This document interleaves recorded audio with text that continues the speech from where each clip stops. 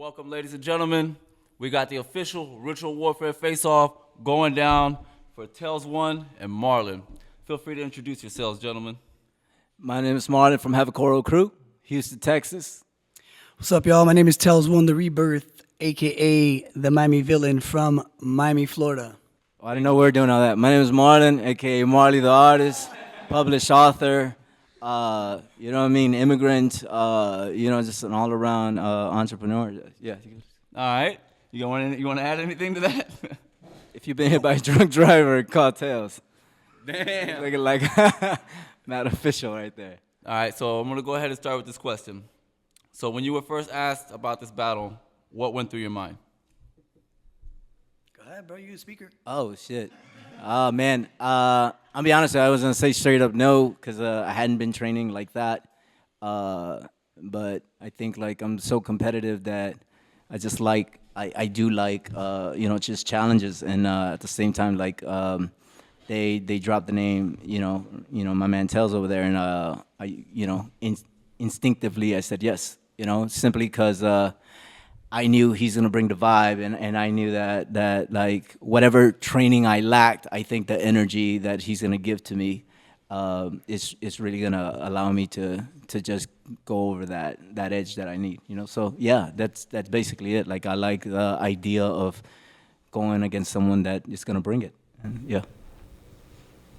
How about yourself? When they told me that I was in battle, with somebody else. I was like, all right, whatever, we good. I mean, I'm coming from a 10-year break pretty much. I mean, I've had little brushes with the game here and there. Nothing really serious because I've been focused on business, of course.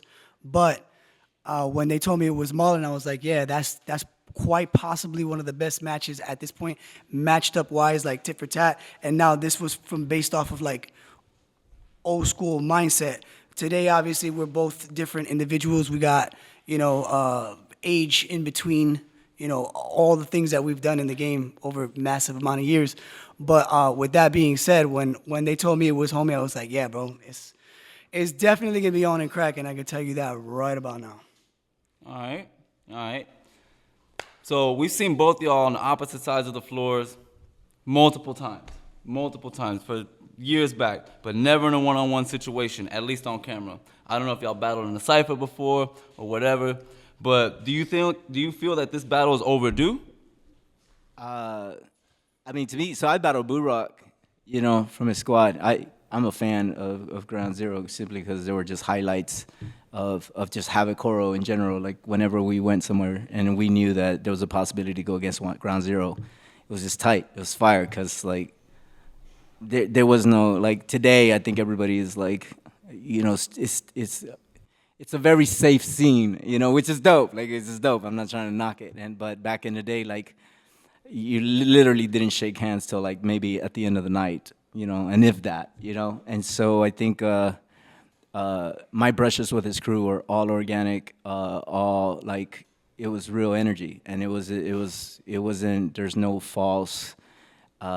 There's no forced anything. It was all the call outs, all the trash talk, it was real, And so I never got a chance to meet Tells, not in a battle sense, in a cipher, simply because Bebe and Burak were always just attacking, Yeah. But he's from that root system, you know what I mean? So it's just. Let me ask you a question. Whenever you were going to battle Ground Zero and you knew they were next up on the bracket, right?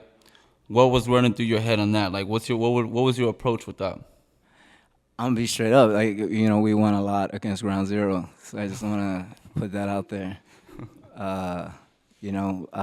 But I knew that there were a huge. Either that was the final or that was our path to final, and there was no holding back.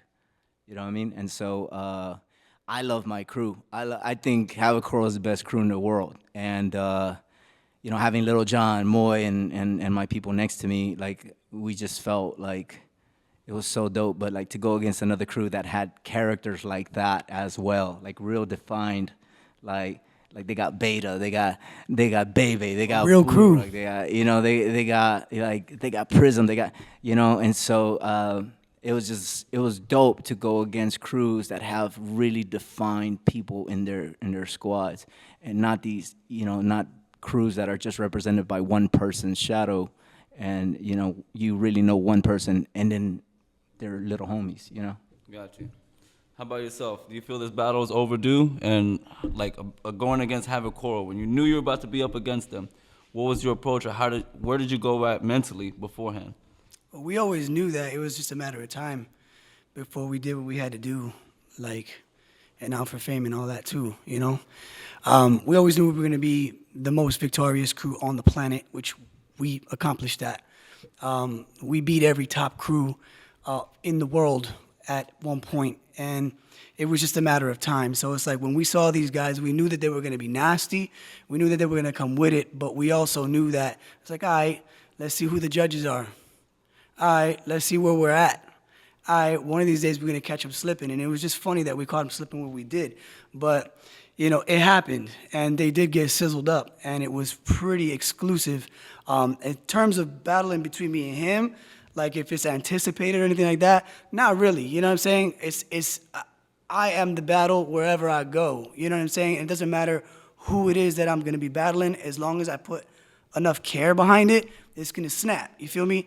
And it's like, I don't have to be the nastiest guy or have the most creative movements, but I come with it. I come with the great energy, and it's always definite that when the situation is over, the most talked about situation is, my battle, which is amazing.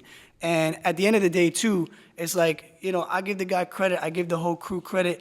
Those guys are super amazing. They are definitely a force, to be reckoned with. Of course, I give them respect. I'm not out here trying to be like, a dick or anything like that. But, like he said, he loves his crew. Like at the time, my crew was the illest, and we were the ones that felt like we were the illest. So, I'm gonna stand on that. Yeah. You should feel like that. If you're in a squad and you don't think your squad's the best squad in the world, get out. Facts.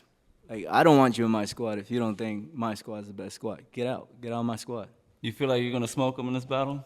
Absolutely. That's not gonna happen. Like, not because he can't, but because he can't.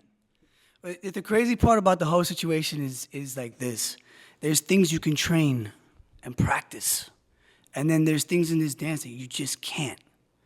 And there's very few people in the world, very few, like not even maybe on two hands could you count the amount of people that can actually perform the thing that you can't practice.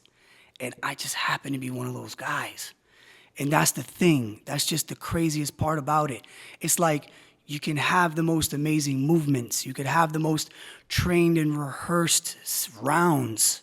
I don't got that. I got that, and I got that other thing too.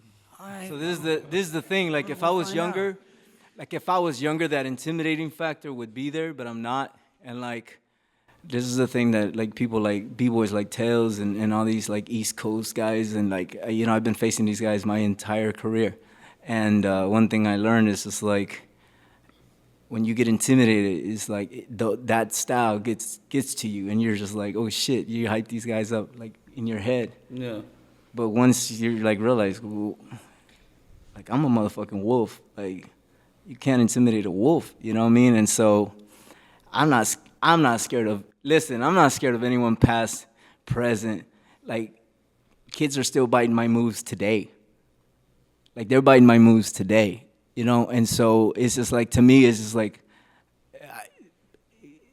to have readiness rounds to the only thing I'm worried about is just having enough stamina to just make sure I give the quality of destroying that I want to do to this guy. Because at the end of the day, like I'm not freestyling nothing. I got a game plan. And I just want the energy and the stamina to just show the quality, because I don't want to be dope for my age. I don't want to be like, people don't understand. Like, I respect hip hop so much. I respect breaking so much that I refuse to look whack. And that's what people don't understand about Havocoro. Like, what makes Havocoro dope? Like, catch me on a Wednesday and I'll give it to you. catch catch Moy on a Wednesday, catch Palmer on a Wednesday, catch Lil Jon. Like, we'll give it to you, And I think that's the respect factor that I have.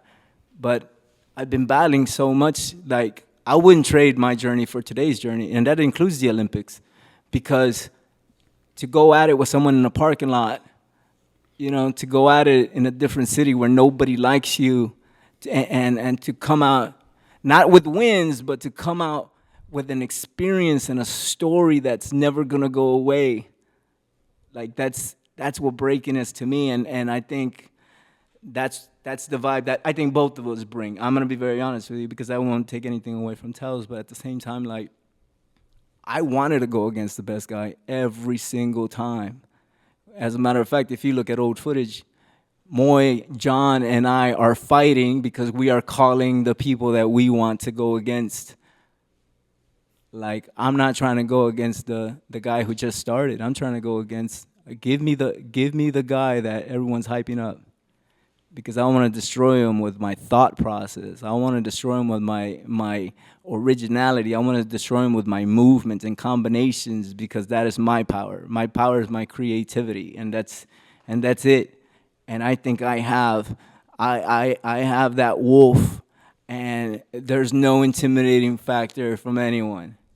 You feel like he's one of those guys? I do feel like he's one. I definitely do not think he fears anyone. There's only one person that I've ever seen on the other side of the floor that I'm like, shit, and that's K-Mel. And that's K-Mel in his prime.